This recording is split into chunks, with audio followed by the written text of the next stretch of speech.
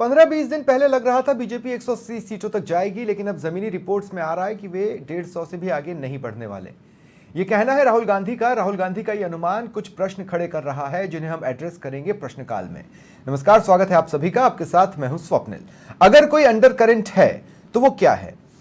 आप ही के हिसाब से भारी एंटी इनकम्बेंसी है तो 150 का आंकड़ा ये नहीं बताता। प्रश्न ये भी कि बाकी सीटें सिर्फ और सिर्फ INDIA को तो जा नहीं सकती। ऐसे में क्या राहुल हंग असेंबली का अनुमान भी लगा रहे हैं, या जोर तोड़ से सरकार बनाने का? और इस तरह की सरकारें कैसी चलती हैं, इसका तो अच्छा खासा इतिहास हमारे देश में ही मिल जाता है। प्रश्न यह भी कि चूंकि राहुल हाल ही में देश भर में घूमे हैं तो उसका सार उनके साथ है। ऐसे में क्या सचमुच बीजेपी अब डाउनफॉल की ओर बढ़ रही है? आज इसी पर चर्चा करेंगे। पहले एक बार सुन लीजिए राहुल गांधी ने क्या कहा।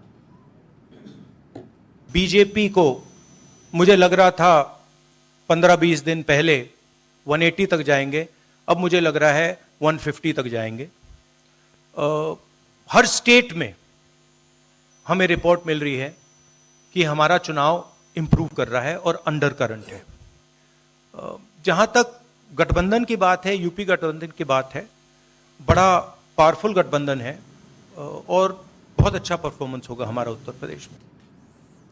और मेरे साथ इस वक्त बीजेपी की ओर से लक्ष्मीकांत पारीख जी जुड़ रहे हैं और राधेश्याम भारती जी राजनीतिक विश्लेषक हैं। आप दोनों का स्वागत करता हूं मैं समाचार प्लस पर। मैं शुरुआत लक्ष्मीकांत पारीख जी आपसे करना चाहता हूं।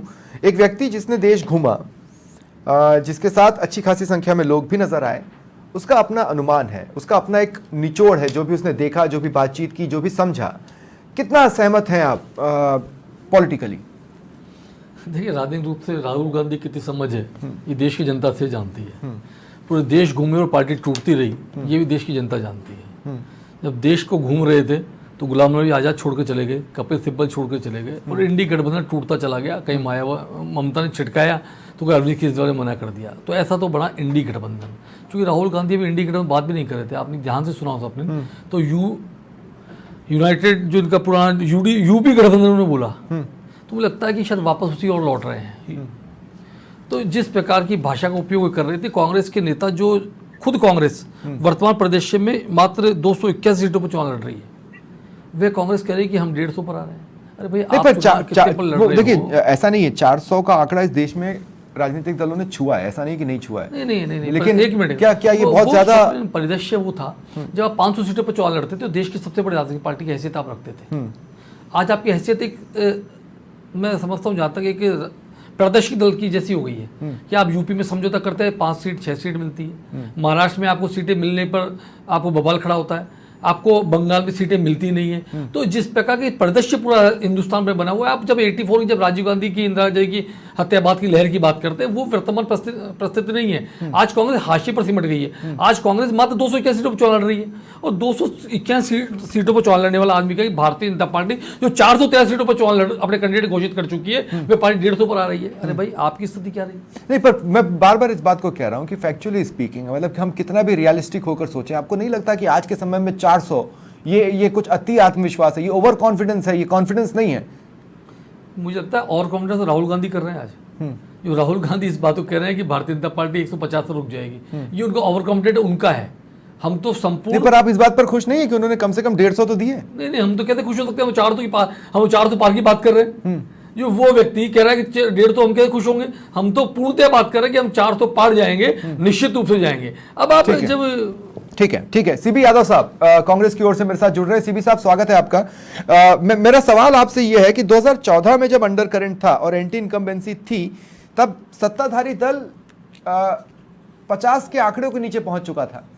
150 का आंकड़ा राहुल गांधी के द्वारा देना यह बताता है कि हो सकता है शायद एंटी इनकम्बेंसी हो, लेकिन उतनी नहीं जितनी 2014 में आपके अगेंस्ट थी।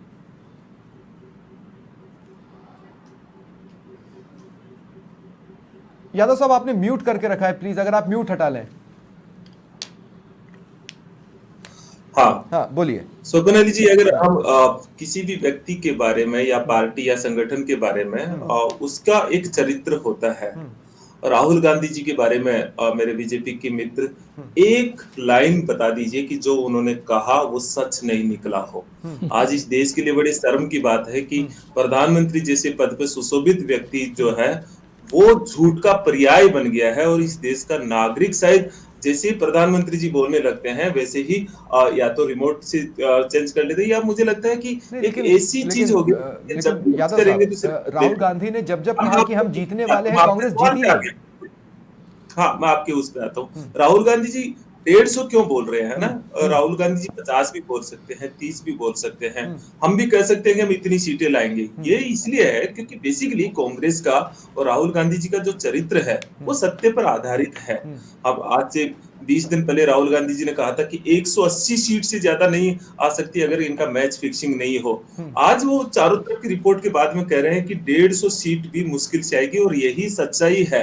यही सच्चाई है। 150 क्रॉस नहीं भारतीय करेंगे। लेकिन यादव साहब, मैं ये पूछ रहा हूं कि बात- ये उस तरह की एंटी इनकम्बेंसी नहीं है जैसी 2014 में थी। मतलब आप भारी एंटी इनकम्बेंसी का भी तो दावा करते हैं। भारी एंटी इनकम्बेंसी में तो इन्हें 50 के नीचे राहुल के अनुमान में होना चाहिए था।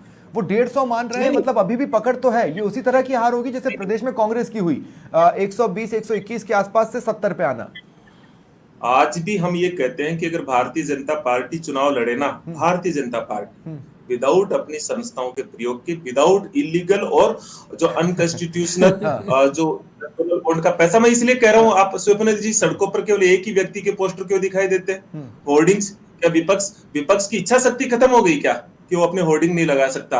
टीवी स्क्रीन पे एक ही व्यक्ति क्यों दिखाई देता है? क्या विपक्ष नहीं दिखाना चाहता? आज हम नहीं दिखाना चाहते हैं क्या? केवल मन की बात एक ही व्यक्ति की क्यों होती है? एक ही व्यक्ति के पूरे इंटरव्यू क्यों छप रहे हैं? विंडो क्यों हो रहा है?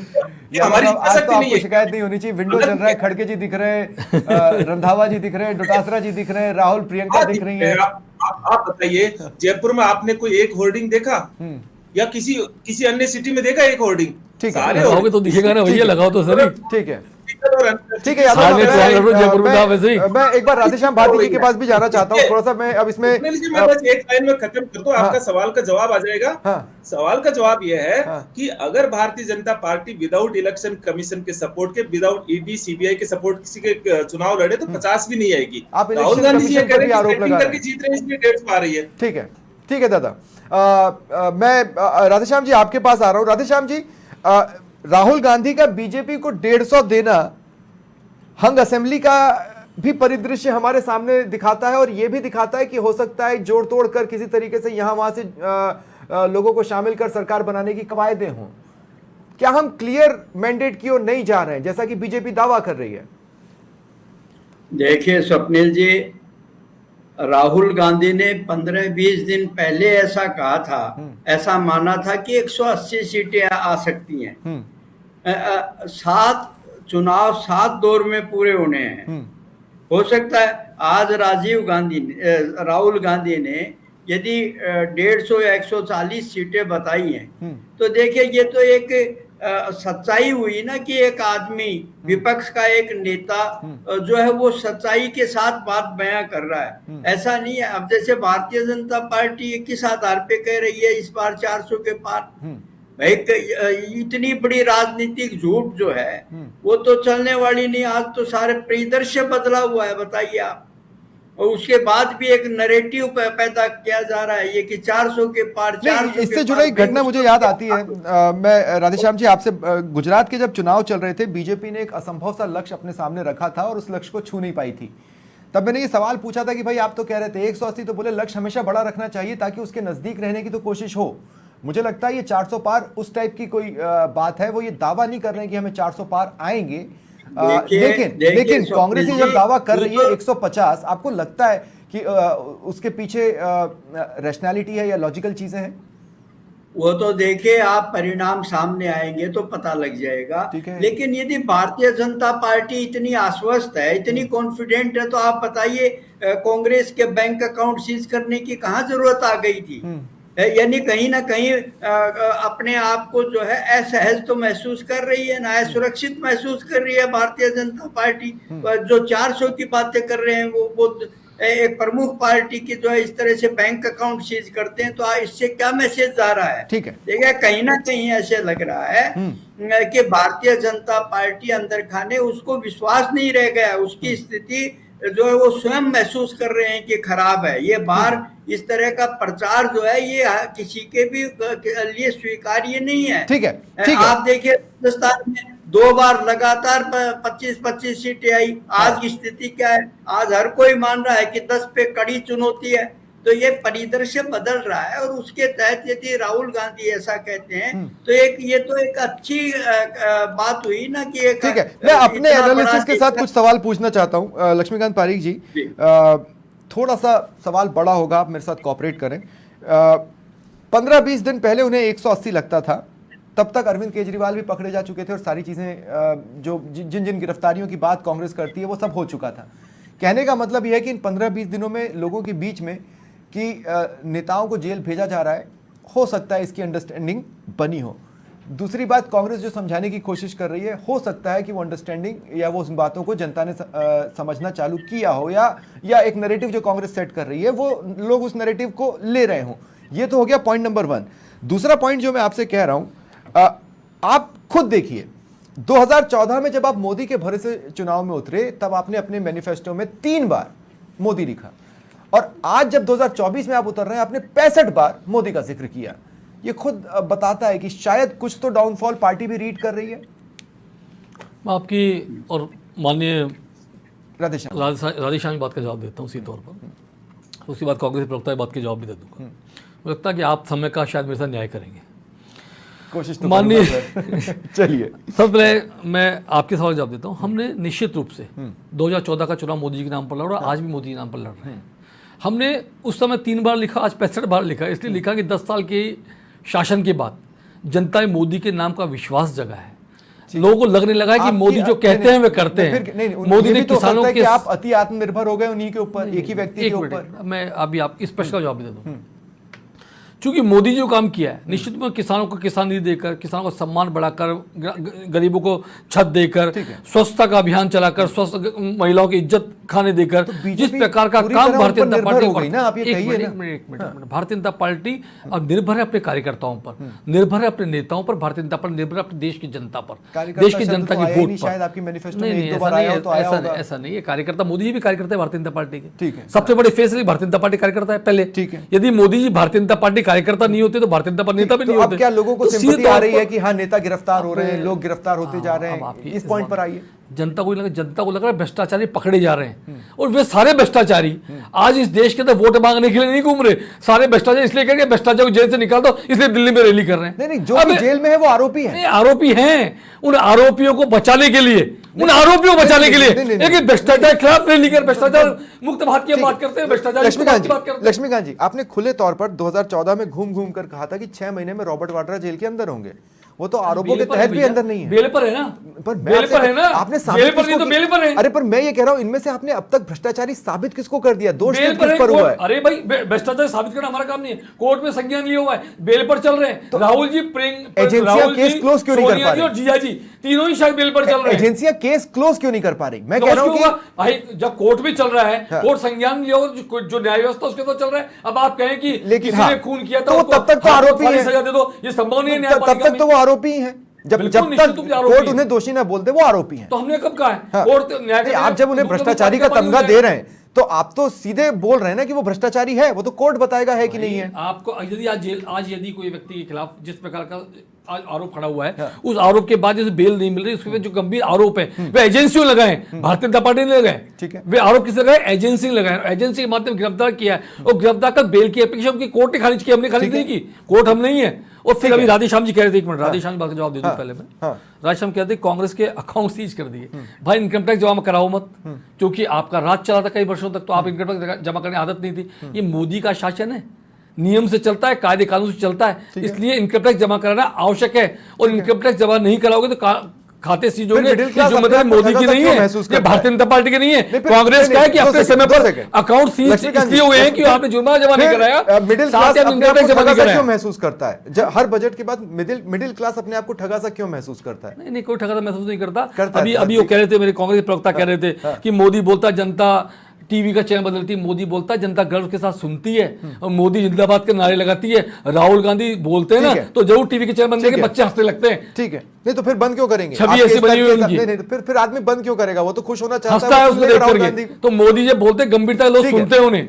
ठीक है, सीबी यादव साहब, नहीं, मेरा सवाल होगा लक्ष्मीकांत जी से, वो बात तो प्रूव करवा दीजिए कि इनका 400 का लक्ष्य एक बड़ा लक्ष्य रखा हुआ है, कॉन्फिडेंट है, ये क्या वो उसकी सच्चाई बिल्कुल नहीं है। आप हम तो बिल्कुल कॉन्फिडेंट 25 अरे आपसे नहीं, क्वेश्चन कर लेता हूं। 2 सेकंड 25 की 25 सीटें राजस्थान में हम जीत रहे हैं। ठीक है, नहीं लेकिन लक्ष्मीकांत जी, पॉइंट ये है कि कॉन्फिडेंस जी 400 क्या- पार का आपने लक्ष्य रखा है जिसको हासिल करने की कोशिश करेंगे, या 400 पार ही आ रहे हैं? ये दो अलग अलग बात है। लक्ष्य अटल, वोट कॉन्फिडेंस जी, कमल। मैं- इस समय जनता ने मैं तय कर लिया, इस बार भारतीय जनता पार्टी 400 पार, ठीक है। और राजस्थान 25 की 25 सीटें जीत रहे ठीक हैं। है। ये दोनों बैठे राजनीति विशेष के माननीय भारती साहब भी विराजमान है और कांग्रेस नेता विराजमान है। दोनों बता दें कौन सी सीट कांग्रेस जीत रही है राजस्थान में, एक सीट का नाम बताएं कि आप दोनों मिलकर बता देना, सोच लेना, विचार कर लेना। ये चल रहा है, बताइए कौन सी राजस्थान जीत रही, भारती ठीक है, साहब बता लक्ष्मीकांत जी, रुक जाइए, दें, प्लीज। और माननीय यादव साहब बता दो दें कि मिनट, वह सीट तो हम जीत ही रहे हैं। ठीक है लक्ष्मीकांत जी, 2 मिनट। राधेश्याम जी, मैं आऊंगा आपके पास, लेकिन उससे पहले यादव साहब एक बार फिर मैं आपके पास आ रहा हूं। बीजेपी के लिए 150 सीटों का राहुल द्वारा महसूस करना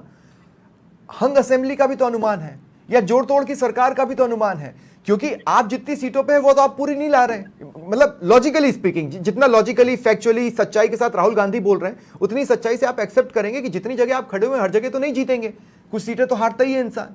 तो ये तो एक अलग तरह का डरावना सिनेरियो नहीं हो गया कि कोई क्लियर कट मेजोरिटी नहीं होगी? बिल्कुल, आप स्वप्निल जी हमसे हर तरह के सवाल पूछ सकते हो, नरेंद्र मोदी जी से बिल्कुल नहीं पूछ सकते हो, हमारे राहुल जी से भी पूछ सकते हो सर। सवाल। तो मैं आपसे जवाब दे रहा हूँ आपसे। कांग्रेस कभी नहीं कर रही है कि कांग्रेस की सरकार बनेगी, कांग्रेस कर रही है इंडिया गठबंधन की सरकार बनेगी। पर वो भी तो लॉजिकली पॉसिबल नहीं हो रहा ना। नहीं, आपको मैं वही तो कर रहा हूँ, इंडिया गठबंधन चुनाव लड़ रहा है, तो इंडिया गठबंधन की सरकार बनेगी, इंडिया गठबंधन मैंडेट लेगा, यही बात हम यादव कर रहे हैं। साहब, मान लीजिए इंडिया गठबंधन 220 सीटें ले आया, अब उसे टीएमसी की जरूरत है जो अभी इंडिया गठबंधन में नहीं है। क्यों मान लेंगे? जो मान लीजिए क्यों 273 से ऊपर आएगी ना हमारी, क्यों उसके लिए आएगी? तो आपको टीएमसी भी साथ चाहिए जो अभी इंडिया गठबंधन का हिस्सा नहीं है, हाँ, उन दलों का भी इंडिया साथ चाहिए गठबंधन के होगा जो साथ अभी भी है। आईएनडीआईए का हिस्सा नहीं है। आज भी ममता बनर्जी बार-बार कर रही है, वो सीट से हम अलग-अलग स्टेट में अलग-अलग तरह से लड़ रहे हैं, लेकिन ऐसा नहीं है कि ममता बनर्जी का कोई एक बयान बता दीजिए जब वो कह रही हो कि मैं इंडिया गठबंधन में नहीं हूँ। तो वो साथ देंगी, तो वही जोड़ तोड़ की हाँ, सरकार क्यों नहीं वाला दे- हिसाब किताब बनेगा ना, सब ये अपनी अपनी हमारा चलेंगे, जैसे प्रोग्राम ममता बनर्जी है। अपना चल रही हैं। नहीं, वो चुनाव लड़ना एक अलग बात है। ऐसे तो पंजाब के अंदर आम आदमी पार्टी और कांग्रेस आमने सामने चुनाव लड़ रही है, लेकिन इसका मतलब ये नहीं है इंडिया गठबंधन जो उसका एक कॉमन कंसेंस बना है, कॉमन उसकी एक मकसद है। हाँ। और मकसद ये है कि इस देश में लोकतंत्र विरोधी और संविधान विरोधी ताकतों को हमें हराना है। ठीक है, एक लाइन में हमको, लेकिन मैं कुछ एक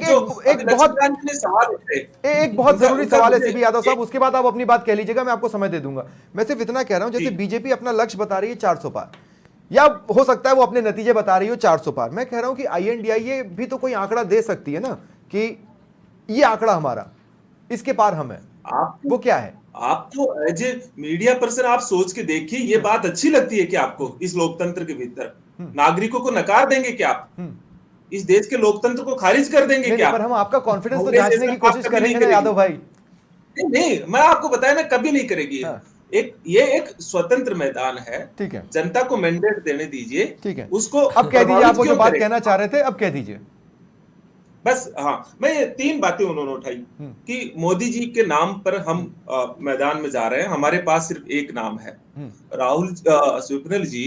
हमारी संसदात्मक व्यवस्था है जिसमें हम सांसद चुनते हैं, इन्होंने क्या हालत बना दी आज, सांसद नाम तो खत्म कर दिया उस क्षेत्र का प्रतिनिधित्व। आज किसी जगह जाकर के देखोगे, उसके क्षेत्र में भी जाके देखोगे तो सांसद का फोटो तक नहीं है। नंबर 1 बात। दूसरी बात ये करें, इनके मैनिफेस्टो में रोजगार और महंगाई को रोकने की एक शब्द भी नहीं है, एक शब्द भी, जो इस देश की अभी सीएसडीएस ने बताया कि 2 सबसे प्रमुख, लेकिन क्या पोस्टर पर किसी जगह मिली, किसे नहीं मिली, ये सवाल होना चाहिए, क्योंकि एक वक्त तक सीबी यादव साहब, आप सचिन पायलट का फोटो किसी पोस्टर पे नहीं होता था तो आप जो तर्क देते थे, उस तर्क के हिसाब से तो आपके मैनिफेस्टो पर राहुल गांधी भी नहीं होने चाहिए थे।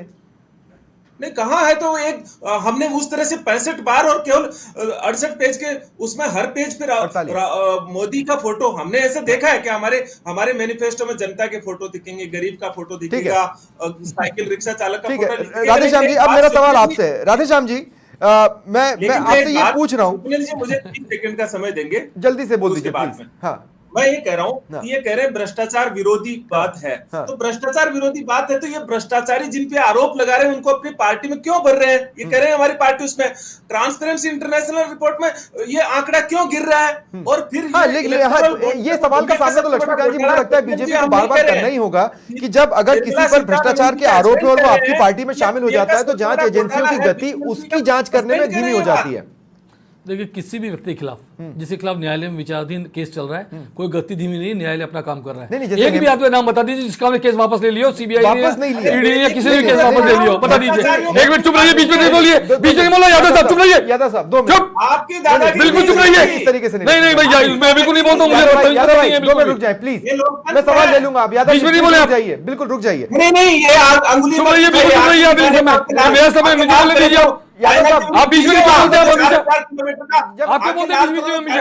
यादव जी, जब बीच मैं में क्यों बोलते हैं आप अपने? मैं पॉइंट कर रहा हूं। हड़प यादव किया जी, चुप रहिए आप, बिल्कुल। यादव जी, जब मैं आपसे बात कर रहा था उन्होंने बीच में नहीं बोला, उनको बीच में बोलने डिस्टर्ब दीजिए। करते हैं आप, हमेशा बीच में बोलते है हैं। ना? मैं लक्ष्मीकांत तथ्य है नहीं आपके बोलने के लिए और बीच में बोलते हैं हमेशा। नहीं आप कोई तथ्य नहीं है आपके पास। नहीं, ये डेमोक्रेसी है। नहीं इस दो मिनट। यादव भाई, जब आप बोल रहे थे उन्होंने बीच में नहीं बोला, वो बोल रहे हैं, आप प्लीज बीच में ना बोलें। लक्ष्मीकांत जी, मेरा सिंपल सा सवाल है, मैं कह रहा हूं जैसे हेमंत बिस्व शर्मा पर आरोप है उसके प्रति वो तेजी नहीं दिखाई जा रही ना, जो तेजी अरविंद केजरीवाल के प्रति दिखाई जा रही है, या फिर झारखंड वाले जो पकड़े गए उनके प्रति दिखाई जा रही है, या जो कोशिश डोटासरा के प्रति दिखाने की होती है वो हेमंत बिस्व शर्मा पर दिखाने की कोशिश एजेंसियां नहीं कर रही हैं। ऐसा नहीं है। क्यों? ऐसा नहीं है। हाँ। एजेंसी अपना काम कर रही है, जो विचाराधीन मामले न्यायालय में चल रहे हैं उन पर न्यायालय अपना काम करता है। संज्ञा आज अरविंद केजरीवाल का विषय है, अरविंद केजरीवाल का मामला किस पर है? अब आज कहाँ है? आज एजेंसी के पास है क्या? आज न्यायालय के पास है। जमात देना और नहीं देना अधिकार न्यायालय का है, ठीक है। एजेंसी का है क्या? हेमंत बिस्व शर्मा भी कभी इस स्टेज पे होंगे? बिल्कुल होंगे, क्यों नहीं होंगे? अगर न्यायालय अपना काम कर रहा तो है। आप अभी भी मान रहे हैं वो भ्रष्टाचारी है? मैं क्यों मान रहा हूँ? न्यायालय मानेगा, ठीक है, न्यायालय बताएगा इस बारे में। ठीक है। मैं राधेश्याम जी अब आपके पास आ रहा हूं। राधेश्याम जी, मैं आपसे ये बोलना चाहता हूं कि इस स्टेटमेंट को जो राहुल गांधी ने दिया है उसको किस तरह से देखा जाए, मतलब सिंसियरली। देखिए, अभी 3-4 दिन पहले इंडिया गठबंधन ने 317 सीटें अलग अलग हाँ, पूरे देश में बताई हैं, जिस पे उन्होंने दावा किया है कि इस पे हम जीत रहे हैं इन 317 सीटों पर। हाँ, ओके। अब राहुल गांधी ये बात कह रहे हैं, स्वप्निल जी, हो सकता है 7 चरण पूरे होते होते इनकी संख्या और नीचे आ जाए। राहुल गांधी जुमले कम करते हैं। देखिए वो जितने नहीं, लेकिन राधेश्याम जी, अगर मैं प्योर मैथ्स पे पूछूं आपसे, 317 में मैं 150 जोड़ दूं तो 467 हो जाते हैं, उसके बाद बहुत ज्यादा गुंजाइश नहीं बनती। साउथ से दूसरे दल जो कि INDIA का हिस्सा नहीं है वो लगभग उतनी सीटें अकेले ले आते हैं।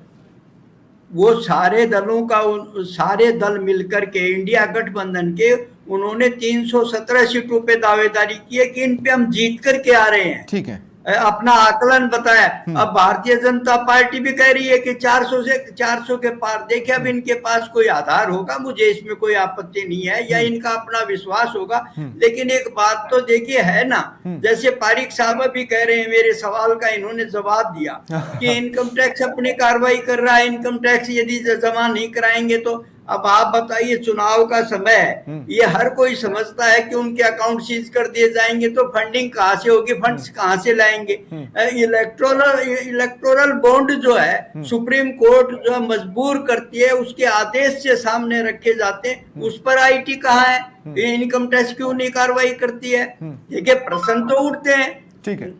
पब्लिक सोच रही है ना, इनके ये बात कह देने से ये हर कोई नहीं मान लेगा। इसके पीछे देखिए जो कुछ दिख रहा है वो पब्लिक समझ रही है, और उसका ये परिणाम है कि इस बार पूरा परिदृश्य बदला हुआ है। अभी माननीय पारिक साहब ये कह रहे हैं कि राजस्थान में एक सीट ऐसी बता दीजिए जिस पर जो है कांग्रेस जीत करके आ जाएगी या गठबंधन जीत जाएगा। मैं इनसे ये निवेदन करता हूं कि ये भविष्यवाणी आप कर सकते हैं, क्योंकि राजनीतिक पार्टी का देखिए ये अपना अधिकार है, उसका अपना कर्तव्य है कि आप 25 की 25 सीटों पे दावेदारी कर सकते हैं और बता सकते हैं कि जीत रही हैं। लेकिन मैं आपको बड़ी ईमानदारी से ये कह रहा हूं कि 10 सीटें ऐसी हैं जिनके ऊपर कड़ा संघर्ष है। के परिणाम को आज कोई कह नहीं सकता है कि इसका परिणाम क्या होगा। ये बदली हुई राजनीतिक स्थिति है, ये परिदृश्य बदल रहा है। इससे आप चाहे कितना इनकार करें, लेकिन देखिए लग रहा है, हर किसी को लग रहा है कि ये परिदृश्य बदल ठीक रहा है। है। अब इसमें आज जब 7वां दौर पूरा होगा, हाँ। तब तक कितना और परिवर्तन अभी आ तो जाए, चीजें ये और भी बननी परिणाम है। बताएंगे। अभी तो चीजें खुद राहुल गांधी भी बता रहे हैं कि 15 से 18 दिन में उनके विचार बदलें, तो अभी तो चीजें और भी बदलनी है। अब जी, किसके पक्ष जी। में बदलती है नहीं बदलती है ये जरूर देखने वाली बात होगी, लेकिन फिलहाल इस डिबेट में इतना ही। इजाजत दीजिए, नमस्कार। नमस्कार।